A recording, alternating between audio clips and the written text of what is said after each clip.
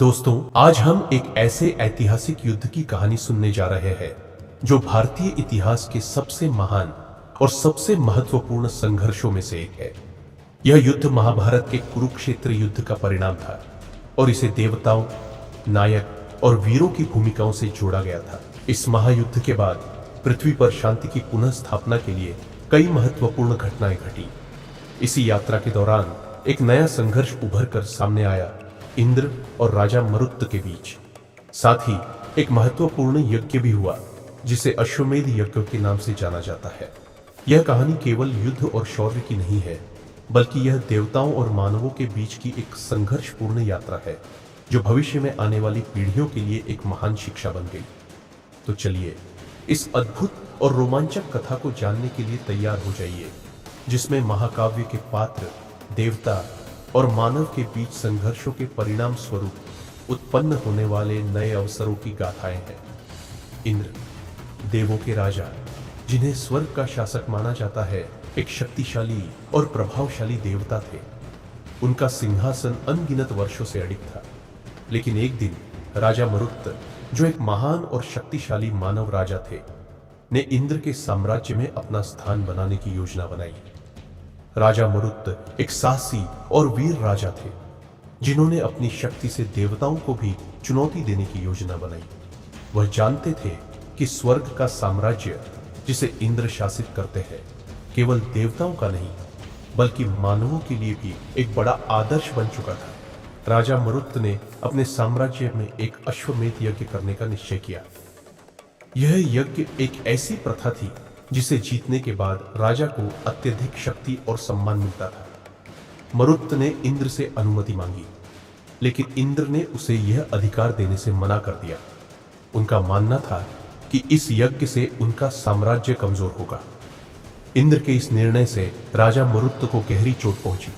वह जान चुके थे कि इंद्र को हराना उनकी शक्ति और कौशल के प्रमाण के रूप में आवश्यक था, और इसीलिए एक युद्ध की योजना बनाई गई।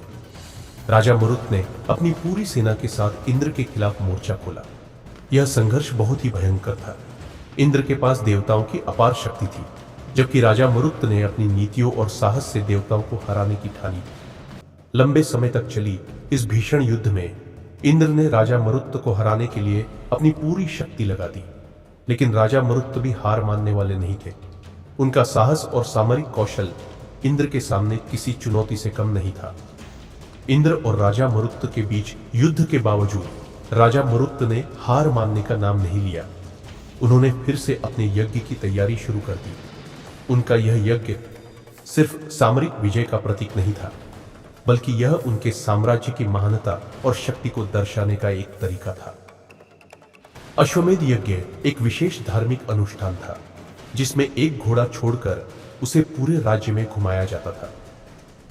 जहां जहां वह घोड़ा जाता, वहां के शासकों को यह चुनौती दी जाती थी कि वे उस घोड़े को रोकने की कोशिश करें। यदि वे उसे रोकने में सफल होते तो यज्ञ की सफलता रुक जाती, लेकिन अगर वे इसे रोकने में विफल रहते तो यज्ञ सफल होता और राजा की शक्ति में वृद्धि होती। राजा मरुत ने अपने युद्ध कला को काम में लाते हुए यज्ञ की इस कठिन प्रक्रिया को सफलता से पूरा करने का प्रयास किया।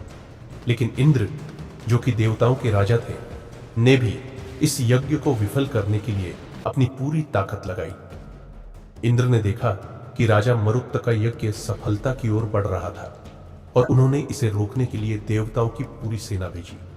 वह जानते थे कि अगर यह यज्ञ पूरा हो गया तो मरुत की शक्ति उनकी सत्ता के लिए खतरा बन जाएगी। इंद्र की सेना ने राजा मरुत के अश्वमेध यज्ञ को रोकने के लिए हर संभव प्रयास किया, लेकिन राजा मरुत ने अपनी सेना के साथ उनका मुकाबला किया और यज्ञ को सफलतापूर्वक पूरा किया।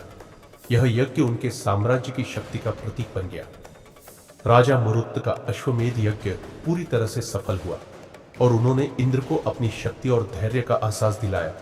उनका साम्राज्य अब और भी शक्तिशाली हो गया और स्वर्ग में भी इंद्र को यह मानना पड़ा कि एक मानव राजा भी देवताओं के बराबर हो सकता है।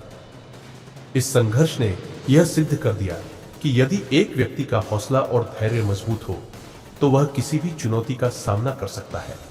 राजा मरुत का यह यज्ञ सिर्फ एक धार्मिक अनुष्ठान नहीं था, बल्कि यह उनकी वीरता, साहस और नेतृत्व का प्रमाण था।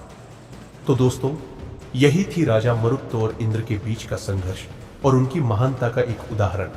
अगर आपको यह कहानी पसंद आई हो तो कृपया हमारे चैनल को सब्सक्राइब करें और इस वीडियो को अपने दोस्तों के साथ शेयर करें। अगले भाग में हम जानेंगे कि इस संघर्ष के बाद क्या हुआ और किस तरह अश्वमेध यज्ञ ने महाभारत के बाद एक नई दिशा दी। धन्यवाद और मिलते हैं अगली बार। जय हिंद।